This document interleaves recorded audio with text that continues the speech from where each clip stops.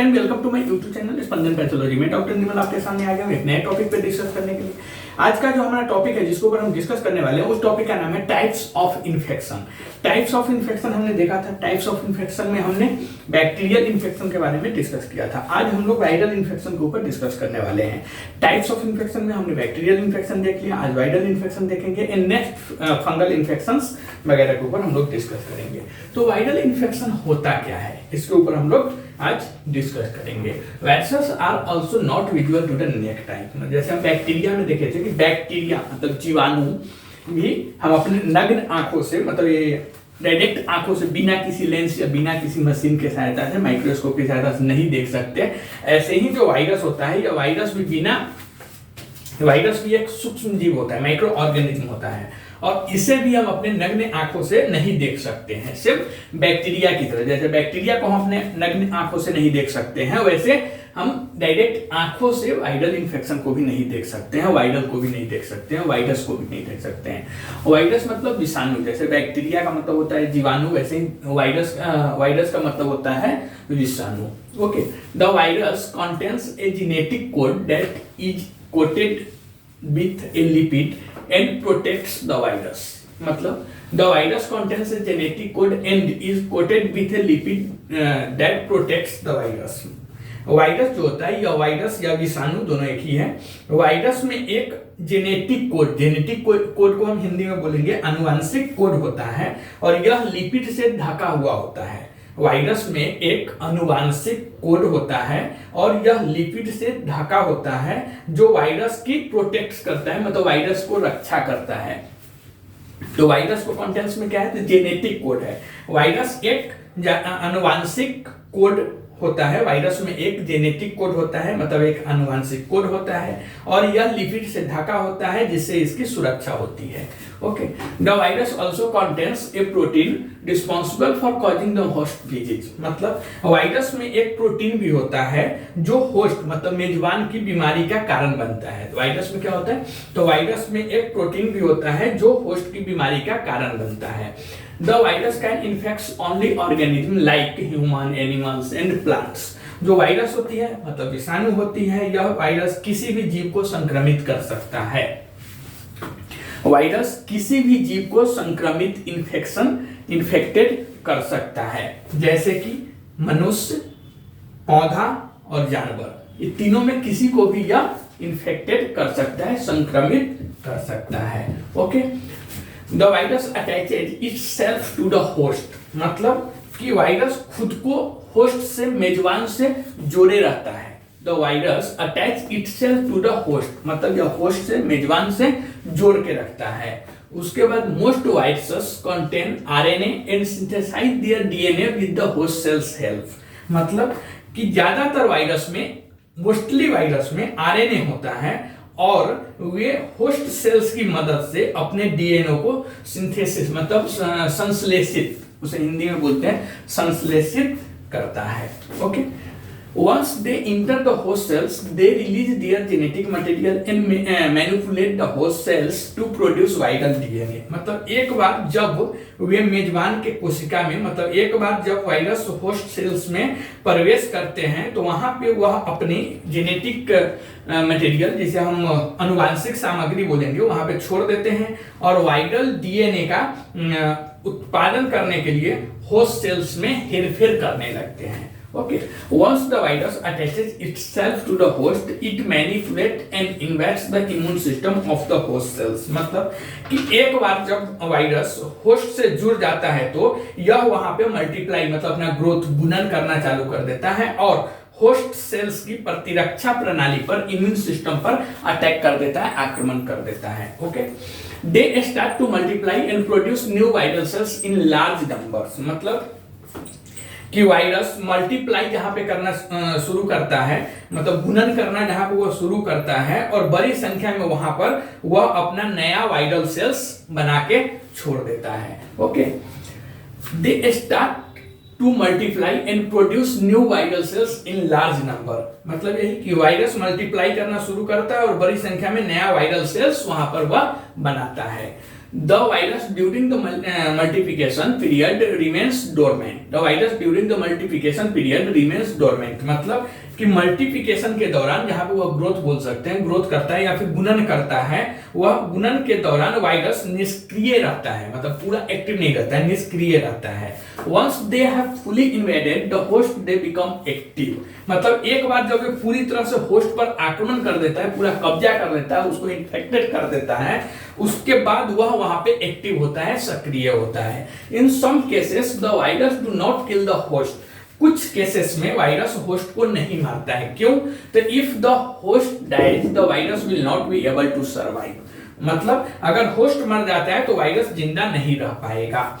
Okay, so that some virus only infect the host, मतलब कि इसलिए कुछ वायरस सिर्फ होस्ट को इन्फेक्टेड करता है, संक्रमित करता है, मारता नहीं है। जैसे उदाहरण के लिए अगर आप देखेंगे तो for example the human papilloma virus causes the host cells to multiply uncontrollably, मतलब कि उदाहरण के लिए एचपीवी, इसे हम शॉर्ट फॉर्म में बोलेंगे एचपीवी, फुल फॉर्म में ह्यूमन पैपिलोमा वायरस। ओके, तो उदाहरण के लिए ह्यूमन पैपिलोमा वायरस से होस्ट सेल्स को अनियंत्रित, अनकंट्रोलेबली का मतलब होता है कि अनियंत्रित रूप से गुना करने का वहां पर कारण बनता है। Okay, the uncontrolled multiplication of cells leads to cancer, वहां पे जो एचपीवी में ऐसा देखने को मिलता है, एचपी ह्यूमन पैपिलोमा वायरस का जो केस होता है उसमें कैंसर भी लास्ट स्टेज में होता है, तो यहीं पे होता है। The uncontrolled multiplication of cells leads to cancer, मतलब सेल्स का अनकंट्रोल्ड मल्टीप्लिकेशन कैंसर का कारण बनता है। सेल्स का, कोशिका का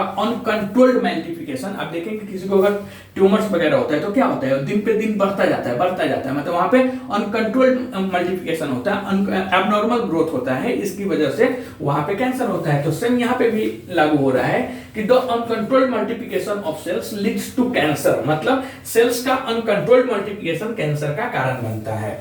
okay, the virus also specifically infect और टारगेट्स ए स्पेसिफिक ग्रुप, मतलब वायरस खास तौर पर खास समूह को संक्रमित करता है या उसे निशाना बनाता है। Okay, sometimes young adults and children will be targeted, and in some cases infants can be infected, मतलब कि कभी-कभी युवा, वयस्क और बच्चे इसके निशाने पर होते हैं वायरल इन्फेक्शन होने के लिए, और कुछ मामले में तो जो न्यूबॉर्न बेबी रहते हैं, शिशु, वह भी संक्रमित हो सकते हैं। Even if the virus is targeted with an antibiotic it may reactivate after some times and the infected person may fall ill again, मतलब कि भले ही वायरस का एंटीबायोटिक से उपचार किया गया हो, फिर भी यह कुछ समय के बाद फिर से एक्टिव हो सकता है, सक्रिय हो सकता है और संक्रमित व्यक्ति को फिर से बीमार कर सकता है। ओके,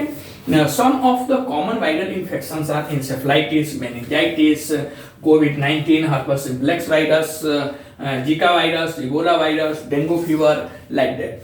ओके, तो मतलब कुछ सामान्य वायरल इन्फेक्शन में आप देखेंगे तो इंसेफ्लाइटिस हो गया, मेनिंजाइटिस हो गया, या फिर हर्पिस सिम्प्लेक्स वायरस हो गया जिसे हम शॉर्ट फॉर्म में एचएसवी के नाम से जानते हैं, या फिर जीका वायरस हो गया, इबोला वायरस हो गया, डेंगू फीवर हो गया, हेपेटाइटिस वायरस हो गया, ये सब इत्यादि टाइप के जो वायरल इन्फेक्शन है ये सब कॉमन इन्फेक्शंस हैं। ओके, तो वायरल हमने लास्ट में देखा था बैक्टीरियल इन्फेक्शन, आगे हम देखेंगे फंगल इन्फेक्शन क्या होता है। आज हमने देखा वायरल इन्फेक्शन। वायरल इन्फेक्शन का मतलब होता है विषाणु संक्रमण।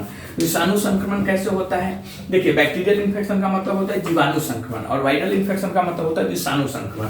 तो विषाणु संक्रमण कैसे होता है, क्या होता है, वायरस क्या होता है? तो virus are also not visible to the naked, मतलब विषाणु को भी हम अपने, विषाणु सबसे पहले जो होता है यह एक माइक्रो ऑर्गेनिज्म होता है और इसे भी हम अपनी नगण्य आंखों से नहीं देख सकते हैं। वायरस में एक जेनेटिक कोड होता है और यह लिपिड से ढका होता है जो वायरस की प्रोटेक्ट करता है, रक्षा करता है। वायरस में एक प्रोटीन भी होता है जो होस्ट को बीमारी का कारण बनता है, मतलब मेजबान को बीमार करता है। हम इंसानों को वह प्रोटीन की वजह से ही बीमारी होती है। वायरस किसी भी जीव को संक्रमित कर सकता है, जैसे मनुष्य हो गया, पौधा हो गया और जानवर हो गया। ऐसा नहीं कि सिर्फ वायरस से इंसान ही बीमार होते हैं, पौधा में भी वायरल इन्फेक्शन होता है, एनिमल्स में भी वायरल इन्फेक्शन होता है, मतलब जानवरों को भी वायरल इन्फेक्शन होगा, इंसानों को भी होगा, पेड़ पौधे को भी होंगे। तो वायरल इन्फेक्शन किसी भी जीव को हो सकता है, चाहे वो इंसान हो, जानवर हो, चाहे पौधा हो। ओके, वायरस खुद को मेजबान से कॉन्टेक्ट करके रखता है, मतलब जोड़ के रखता है, अटैच करके रखता है होस्ट के साथ। ज्यादातर वायरस में ज्यादातर वायरस में आरएनए होता है और वे होस्ट सेल की मदद से, मतलब जिसमें टेस्ट करता है उसके मदद से वह डीएनए को सिंथेसाइज करता है, संश्लेषित करता है। एक बार जब वायरस होस्ट सेल्स में प्रवेश करता है तो अपनी वहां पे जेनेटिक मटेरियल, अनुवांशिक सामग्री छोड़ता है और वायरल डीएनए का उत्पादन करने के लिए होस्ट के सेल्स में हेरफेर करता है। तो हमें सिम्टम्स दिखाई देता है कि जैसे सर्दी हो गया है, ये हो गया, जो भी बीमारी है। एक बार जब वायरस होस्ट से जुड़ जाता है, अटैच हो जाता है, तो यह मल्टीप्लाई करता है और होस्ट सेल्स की प्रतिरक्षा प्रणाली पर आक्रमण करता है। एक बार जब हमारे बॉडी में आता है तो सबसे पहले बॉडी में आने के बाद क्या करता है, वहां पे वह होस्ट सेल से जुड़ता है, जुड़ने के बाद मल्टीप्लाई करता है और उसके बाद हमारी इम्यून सिस्टम पर अटैक करता है, आक्रमण करता है, हमें बीमार करता है। वायरस मल्टीप्लाई करना मतलब गुणन करना शुरू करता है और बड़ी संख्या में यहाँ पे 1 के 4, 4 के 16, 16 के 20 ऐसा करके हुआ यहाँ पे संख्या अपना नया सेल्स बना के छोड़ देता है।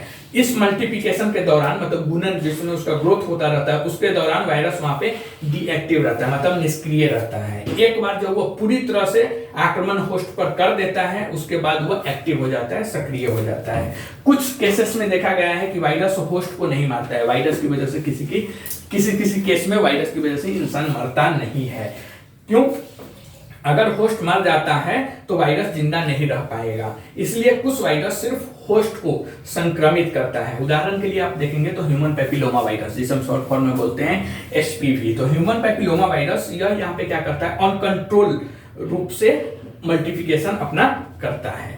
उसके बाद अब देखेंगे तो अनकंट्रोल रूप से वहां पे मल्टीप्लिकेशन करने के बाद और सेल्स का जो अनकंट्रोल्ड मल्टीप्लिकेशन होता है वही कैंसर का कारण बनता है। सेल्स का अनकंट्रोल्ड मल्टीप्लिकेशन कैंसर का कारण बनता है और यह वायरस खास तौर पर खास समूह के संक्रमित करता है या उसे निशाना बनाता है। कभी कभी यंग, फिर उसके बाद चिल्ड्रेन, यंग एडल्ट, चिल्ड्रेन और इन्फेंट्स, इस सबको वो अपना निशाना बनाता है। और कुछ मामले में वह देखेंगे तो जो शिशु होता है, नवजात शिशु, उसको भी संक्रमित इन्फेक्टेड कर सकता है। भले ही वायरस का एंटीबायोटिक से आप ट्रीटमेंट कर रहे हैं, उपचार किया हो, लेकिन फिर भी यह कुछ समय के बाद, कुछ टाइम के बाद उस व्यक्ति को फिर से बीमार करा सकता है, फिर से इन्फेक्टेड दे सकता है, फिर से वो वायरस वहां पे एक्टिव हो सकता है। कुछ सामान्य वायरल इन्फेक्शन का अगर हम बात करेंगे तो इंसेफ्लाइटिस हो गया, मेनिंजाइटिस हो गया, कोविड-19 हो गया, हर्पिस सिम्प्लेक्स वायरस हो गया, जीका वायरस हो गया, इबोला वायरस हो गया, यह सब टाइप्स के, डेंगू फीवर हो गया, डेंगू वायरस जिसे हम बोलते हैं, तो यह सब टाइप्स के कॉमन वायरल इन्फेक्शन होता है। आप कमेंट करके बताइए वीडियो आपको कैसा लगा, और यह वीडियो आपको अच्छा लगता है तो प्लीज इस चैनल को सब्सक्राइब कीजिए, लाइक कीजिए, शेयर कीजिए। मिलते हैं ऐसे ही एक नए टॉपिक पे डिस्कस करते हुए, तब तक के लिए थैंक यू। हमारा नेक्स्ट टॉपिक रहेगा फंगल इन्फेक्शन।